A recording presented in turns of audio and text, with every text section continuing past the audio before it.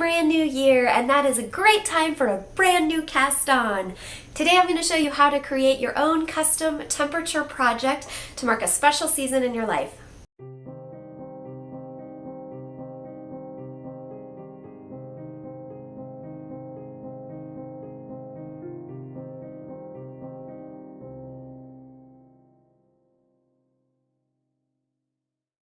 Today I'm going to show you how to create your own custom temperature afghan or blanket, sometimes also called a weather blanket. This is a really fun project that I attempted for the very first time last year in 2020. Especially if you've never done one, it can be a little bit confusing and daunting knowing where to get started, so I've boiled it down to some easy tips for you. First off, what is a temperature afghan? If you have not heard of this before, basically the concept is you have several different colors that represent ranges of temperatures by degrees. This can be Fahrenheit or Celsius depending on your preference or where you live in the world. And it can be a really wide range if you live in an area like I do in the Midwest of the United States, where there's a lot of change throughout the seasons and we get very hot summers and very cold winters sometimes. Or you can customize it to fit the range of wherever you live or the area that you are trying to showcase. So if you're making this as a gift for someone who lives in Hawaii, they might not get as much temperature variation, and you would want to customize it to the range that they're going to be experiencing so that it's more personalized for them and something they can relate to. So I'm going to walk you through all of those steps on how to do that in this video. But I wanted to show off the one that I finished recently so you can get an idea of what this looks like.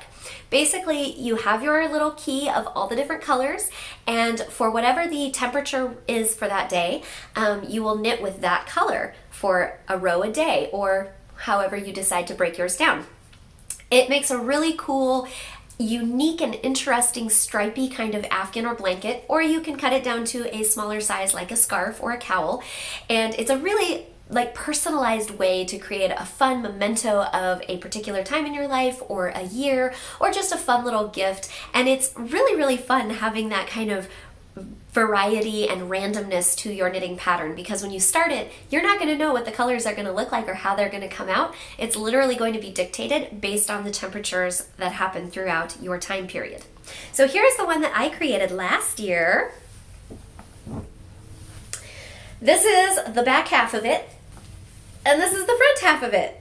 So you can see it has a wide range of colors, all the way down from these cool icy grays and dark blues, up through these lovely purples and wine color into the hot shades of pinks and yellows and coral. Now, full disclosure, I had originally intended to knit a really large blanket that covered the range of one entire year. I was going to do all of 2020. But when I began this blanket, I had never done it before, and when I was doing research online, I was really frustrated to find that there is a lot of information in just very general senses where they explain what a temperature afghan is, but not a ton that makes it really easy for you to customize it and get started if you don't know what you're doing. At least I didn't feel like it was that easy. So I ended up having to do some research, do some math, all of these things to try and create a really cool gift that I would like the look of in the end. The one thing I didn't want to do was to end up with something that looked really just like leftover scrappy in a not good way, like in the way of just these clashy stripes that kind of look like something that your grandma made with the leftovers of her other projects. No offense to grandmas and their leftovers. I love a good scrappy project, but I like it to look cohesive and pretty. Also, I was knitting this as a gift for a friend, and I did not want to give him something that was really like too 1970s Afghani, because that would not fit his style or his apartment style at all. I wanted something that would fit in with his decor and would fit his personality and his taste and the kind of things that he liked. So I selected some non-traditional colors for a lot of my colors, and I did a lot of research on how to create this so that I liked the look, and I have to say I'm really thrilled with it. But I was definitely learning as I went, and so despite my best efforts to try and come up with a good gauge for this, my blanket grew astronomically more than I expected, and it turned out to be a lot larger than I was expecting, particularly a lot longer. So I started in January and I actually only made it through the end of September. I had to cut it off before beginning October because it was just getting way too heavy, way too long, and I was running out of yarn, and I just felt like it was big enough that I was just going to go ahead and stop, because I really just wanted a really cute little like lap afghan for him, and it's pretty decently sized. He should be able to get all of his long legs under this thing. So here's how you can get started creating your very own temperature afghan for 2021 or any time that you want to commemorate a particular season in your life. The first thing you want to do is decide on what type of project you want to do. First, you're going to want to decide, are you going to make a blanket, which is the traditional choice and what I went with, or are you going to make a smaller project that might be a little bit more achievable for your time frame and or budget, like a scarf. This can end up being a really long scarf, especially if you're trying to have it go over the course of an entire year.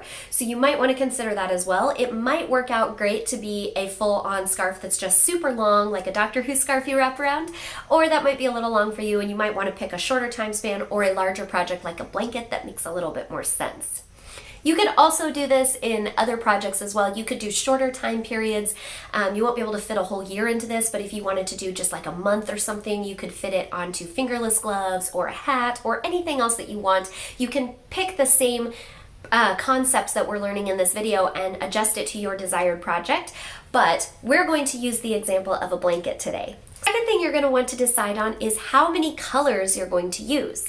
Now this isn't as straightforward as you might think, because you might just know that you only want to use 5 colors, and that's great. You can go ahead and use 5 colors, but a lot of this is going to depend on the region that you're going to be knitting it or crocheting it for. Now for me, I was going to be going off of my home city of Kansas City, Missouri, because that is where my friend who is the recipient of this blanket lives as well. So I wanted something that would reflect the weather of where we both are living in 2020. You are going to want to put quite a few colors in there unless you are trying to go for a thicker stripe. Just think of the more colors you have, the skinnier your stripes most likely are going to be, depending on how much it changes. You will still have some sections which may be really, really large blocks of color. If you have, say, a range in July of a couple weeks where the temperature doesn't fluctuate that much and it's just pretty steadily hot, you might end up with a pretty thick block of color. For our example today, I'm just going to stick with the 10 color range that I chose to use. That'll make it easy to do the math, but I am going to show you guys how I figured out my temperature range and how often to switch colors so that you guys can do the math based on as many colors as you're using, whether that's 3 or 5, 10, 20, whatever. The third thing you need to do is to determine the temperature range for the area that you are knitting for. When I was doing research, I came across a wonderful website that someone recommended, and it really was the key to my success with my blanket. This is www.wonderground.com. This website is really, really helpful because it covers a lot of the weather range, and you can put in your city in the United States, put in your city or your zip code, and then it will show you the weather map, both the forecast coming up as well as historical weather, so what it was yesterday, what it was the day before that, etc. And the best part of this website, and the thing I found the most helpful, was they have weather history. So you can go back and look at the previous year's history, and you can see not only the average temperature for the year or the range of temperatures from what was the very lowest to the very highest, but you can also look at each individual month, which will tell you what the temperatures were each day. It'll give you both the low and the high of each day. The first tip you're going to want to take from this amazing website is to find the high and low temperature for last year based on the region you're knitting for. So for me, I looked at Kansas City's last year. This would have been in 2020, so the last year then was 2019. So I looked at 2019's low and high temperature. That gave me an idea of how cold it gets and how hot it gets. Now, obviously this will fluctuate from year to year. Some years we have really, really mild winters and it doesn't get as cold as it does other years. Some years it gets really, really hot, but this at least gives you a ballpark range in general to plan your color key on. You're going to subtract the low temperature from your high temperature in order to find the temperature range. So, for example, if your high temperature in the area you're knitting for is 103 degrees Fahrenheit and your low temperature is 12 degrees Fahrenheit, you would take 103 minus 12 equals 91. 91 degrees is the range of temperatures on average that you're going to use. Then you are going to divide your temperature range by the number of colors desired. So let's say you're going to want to work 10 colors into your blanket like I did. You're going to take 91 divided by 10 and it equals 9.1. You can either choose to round down to 9 or up to 10. For me, it was a little bit easier to just take 10 because it's really easy to do math with 10 colors. And so I would probably just round that up to 100 degrees of variance divided by 10 equals every 10 degrees you're going to change a color. Now that is the simple, straightforward way to do the math, and you can just start with that and just go 0 to 10 degrees is one color, 10 to 20 is another, 20 to 30 is another, all the way up to 100. However, if you noticed, on our temperature range, our low temperature for last year was 12 degrees. That means that you may never actually get below 12 degrees in this next year, so you may never actually get to use the first color in your color key. To ensure that you actually get to use all the colors that you've chosen for your blanket, you're going to want to adjust that scale a little bit. So rather than simply dividing by 10 and keeping it really straightforward and easy, you're going to want to think about the colors or the temperatures that are more frequent in your area, and you're going to want to adjust your color key accordingly. Here's where you're going to have to make yet another decision. You are going to have to decide if you're going to go off of the low temperature for the day or the high temperature of the day or a combination of the two.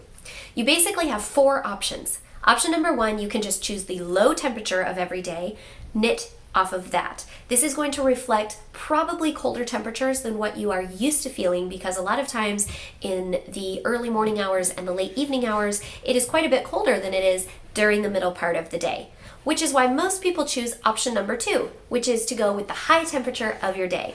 Now that is not going to give you as much range, and you're going to typically end up knitting more of your medium and hotter colors than you would of your lower colors. So if you're wanting to make sure that you include some of those lower colors, you're either going to need to adjust your color key or consider doing a combination.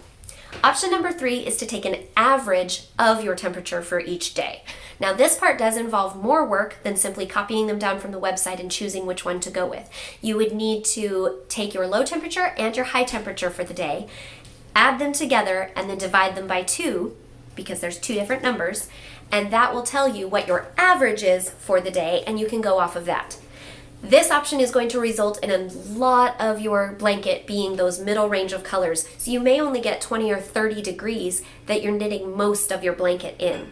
That is why I chose to go with option number 4, which is to do a combination of the 2. I started from the fall equinox to the spring equinox. I went with the low temperature of the day to reflect the colder winter months. So when I started my blanket in January, I looked at the low temperature of each day up through spring equinox, which is usually around middle or end of March. Then starting around the spring equinox, I switched to the high temperature of the day, and I did that until mid-September when I switched back to the low temperature of the day. That gives me a wider range and ensures that I will be able to use more of my colors that I chose in my blanket, and that I'm going to get a little bit more variation in the colors, and I'm going to have a lot of the really cold and the really hot, as well as the medium range temperatures. If you want to ensure that your blanket has as much color and as much fun and variety as possible, that's probably going to be your best option, and it involves less math than taking the average every day. So how do you decide where to place your colors? This is the part where it gets a little bit tricky and is largely going to be based on your area and your personal taste. Let's say you're using the 10 colors from our example, and let's say that, like me, you live in an area that gets a pretty wide variety of temperatures, but you don't have too terribly many days on either end, the really hot or the really cold. I knew in Kansas City that we weren't going to get a whole lot of days that, even going with the low temperature, went below 20 degrees Fahrenheit. We do get them, but not just a ton. So I didn't want to do a color that ended before 20 degrees because I was afraid I wouldn't get to use it very much. So I started my chart with 20 degrees, and anything below that is the first color. Then I knew I was going to have to adjust because that's 20 whole degrees. That's like 2 colors worth in one color. So I was going to have to adjust some of my middle colors to be a smaller range than 10 colors. So I went through and I planned my colors based off of 20 and below for the first color, and then I did 6 or 7 degree increments after that, all the way up to my last color was 87 degrees and up. So anything hotter than that would go in the last color as well. And that was not quite 20 degrees because we only get rarely a day or two that's over 100 degrees here in Kansas City. You can see my chart here with the colors as I wrote them out and how I adjusted that. There is no wrong or right way to do this, and a lot of it is going to be based on your personal taste and what colors you want to see the most of. You can adjust this, and if you have a smaller temperature range than I do here in Kansas City, you could easily change that. If you only have probably about a 50-degree variance, you're going to either want to use fewer colors, or you can still use 10 colors, but you're going to be changing about every 3 to 5 degrees based on that. So that kind of gives you a little bit of an example how you can tweak this and make it fit your taste as well as the area that you're knitting for. The next thing you're going to want to do is to decide what order to do your colors in. This is going to be based largely on personal taste as well.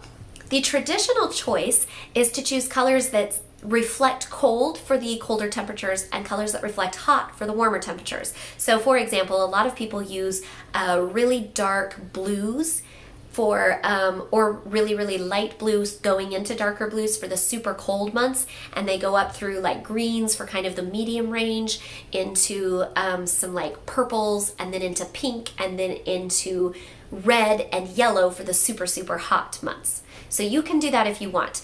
I personally wanted to choose a color palette that would go with my friend's decor and style, as well as something that was a little bit more sophisticated than the really glaring Crayola box colors that I'd seen in some projects online when I was looking for ideas. So I adjusted mine, but I still went off of the idea that the colder months are reflected in certain colors, and then I had a range that went up into the warmer colors, which is why if you look at my blanket, you will see a lot of grays and blues with some teal and aqua at the bottom, and then it moves up into kind of more purples and wine colors, and then it moves up progressively into really hot pink and yellow.